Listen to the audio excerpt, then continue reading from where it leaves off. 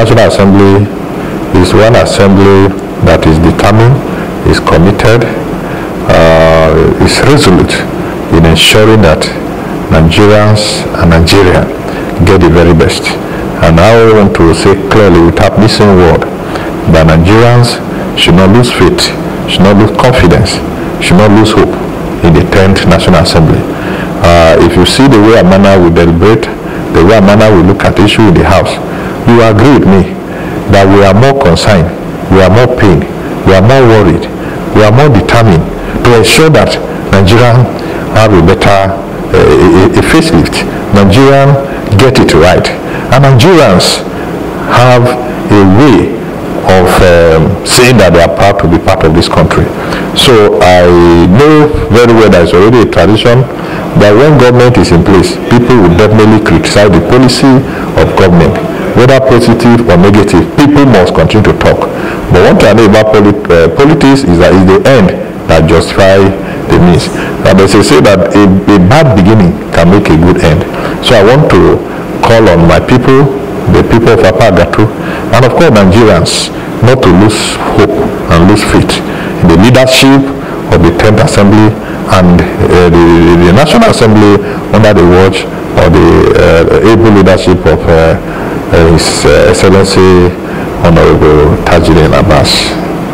Now, you've spoken excellently about introducing yourself and the mission. Now, we're looking at expectations. A grassroots person. I've been with the people, and I know exactly how my people feel. I understand their feeling, I understand their pain, I know their challenges, and I know what they value. So what is actually one of the major issues confronting my people is the issue of insecurity. My place is already a blessed land, a blessed constituency. We have enormous land, and if only we can be allowed, or my people can be allowed and be supported to go into agriculture, I can assure you they don't need anything from even the federal government to survive. So area of insecurity is one area that affected them terribly. And when I came, I decided to hit the ground running. When I came, they were under attack, and I couldn't even delay. I went, met them, gave them assurance that I'm going to ensure that Nigerians and the entire country get to know that this is what they are going through. And when I came, I quickly took a motion, drawing the attention of the federal government to the plight of the people. And that has been, the motion has been given accelerated approval, and it has been referred to the appropriate body and committee to see how they can do justice to it. And I'm not going to stop at that level. I'm going to follow it up to ensure that at the end of the day, what the prayers of the motion see the light of the day. So that singular move have given my people that confidence and assurance that they have one person in the house that will continue to do things that will definitely bring succor and bring a permanent solution to the issue of insecurity in the land. And I also want to let you know, I have a motion I'm going to take that border on the issue of establishment of what I call agricultural produce market in Ojotu. And that is already on my table. My people are very hardworking people. My people don't believe in begging to survive. They are these people who want you to create opportunity for them to be able to earn a living for themselves. They don't believe that you give them fish. They want you to teach them how to fish, and they are ready to do that.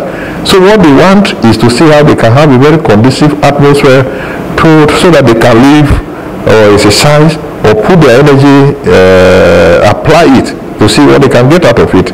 And I'm determined to ensure that that is done. And of course, the issue of it's also important. People know that as a lawmaker, primarily your work is to make law. You are not an executive. You are not the governor of a state. You are not a local government chairman that have the capacity and the responsibility of constructing a road or whatever, what have you. But your main concern is to make law. But as we are here with an understanding, we have the opportunity of having what they call attracting maybe one or two constituency projects to your place. This is something that is seen, and of course a little push will make it come out faster. you know, and I can assure you that nothing you can get out of that will not be anything meaningful. But I'm assuring them that I will use my lobbying power as a former labor leader, as a former commissioner, and of course as somebody who is a pastor, who have understood a little of how to persuade and get something to your people.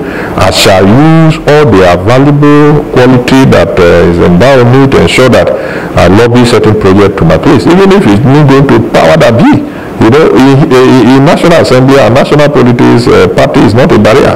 You know, I'm a PDP, but I can go to India. Maybe the way I need that for somebody to ensure that something is taken to my place, I'm going to do that. But it's not within my constitutional power to begin to say I am here, I begin to appropriate project to my place. You know, I will use the lobby power, and whatever that is meant for them in the name of constituency project, I will ensure that it get back to them. They get it the way it is. Whatever I meant for them will not be changed. You know, so I am here to ensure that my people will have a different taste, a different dimension, a different approach to leadership.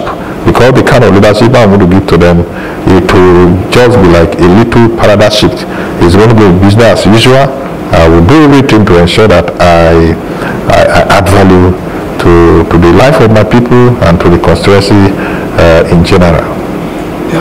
Your constituency and Benue State, a large part of Benue State generally, happens to be agrarian and have this opportunity and blessing. We appreciate what you said so far. Now let's look at within the National Assembly.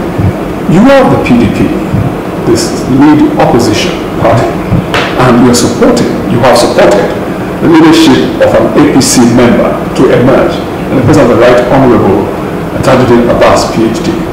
We want to talk about the inter-party relationship between members of parties within the National Assembly, and also on a larger scale, the executive and legislature relationship also. Can you enlighten us more on this and your assertion about it? Well, first and foremost, I'm of PDP, like you said, and I supported Tajuddin Abbas, like you already said. And let me also point it very clear to you that in the speakership race, there was no PDP person that was in the race. So all the people that contested for the position of speakership, they were all from APC. Right? And of course, in National Assembly, we have been able to consciously inculcate this spirit in our heads that here, what is obtainable is how to take the dividends of democracy to the people. Our interaction is not based on party affiliation. You know, I can tell you that my best friend here in National Assembly, the best friend is of APC. And it's based on, you know, love, it's based on the feeling we have for each other, it's based on the ideology, it's based on the support I've enjoyed for him, the best friend. So APC. So when we come here, we go to the chamber, we don't look at somebody whether APC or PDP. You know. So, and of course, what people also don't understand is that Nigeria is one country and Nigeria is one government. We don't have government of APC, government of PDP, government of Labour. The government is one.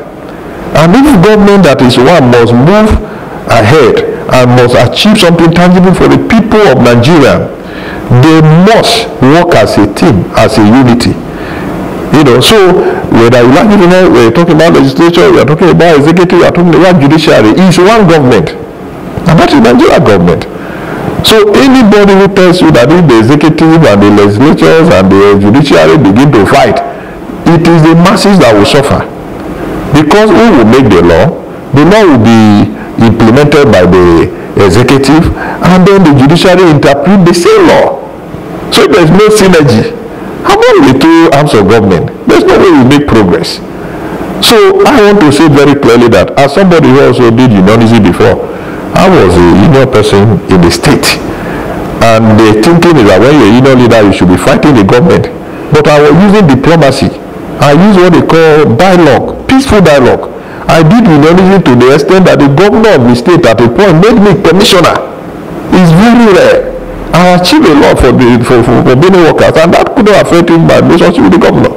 So it's always good that if the executive, legislatures, and judiciary are on the same page and they have the same goal and And that goal is to better the lot of this country and the citizens of this country. It's good for us. And where we are at the moment, we are trying to see how we can build on that kind of synergy. I can tell you for free that if you have a son that you love so much, that son can always tell you how he feels, and can please the man and you can oblige. But we have a son that we say because he wants to exercise or independent, because your son, he has a power. You see that he won't have his way. And when you are working with your son and you are on the same page and you set the same goal, achieving it will be faster. So clearly speaking, I want to say that we will continue to constructively engage the executive. We will continue to make sure that they will bring them on the track. And the leadership of Tajuddin Abbas is one man who is focused. He's one man who understands legislative business. He's one man who is contented. He's one man who don't have patience for primitive accumulation of wealth. He's one man who believes in principle. He's a decentralized Nigeria. He is somebody who is fair to all. And he's well educated. He's cool. So he's not somebody that you can just say follow this way and he will follow you. He has his own principle. He's guided by the principle. He's an honest person. So, and then of course, even if he's not honest, we have 360 lawmakers. These people are men who have actually, some of them are doing very well. They are here to make names. They are not here because they are looking for something else. So if you are not on track, they will show you the way to go. So Nigeria have nothing to fear, and we are here to give Nigeria the very best. Closing, in very brief statement, any hope for Nigeria? Is there any hope for Nigeria? Let me tell you, we, the lawmakers, 360 of us, we are Nigerians. And we are going to do everything to ensure that there is hope for us. And so there is hope for this country. Thank you so much. Thank you so very much. It's my pleasure. Corporate Pastor Ojotu, representing the good people of Ojotu Federal Constituency, Benue State of Nigeria, for coming on. Thank you,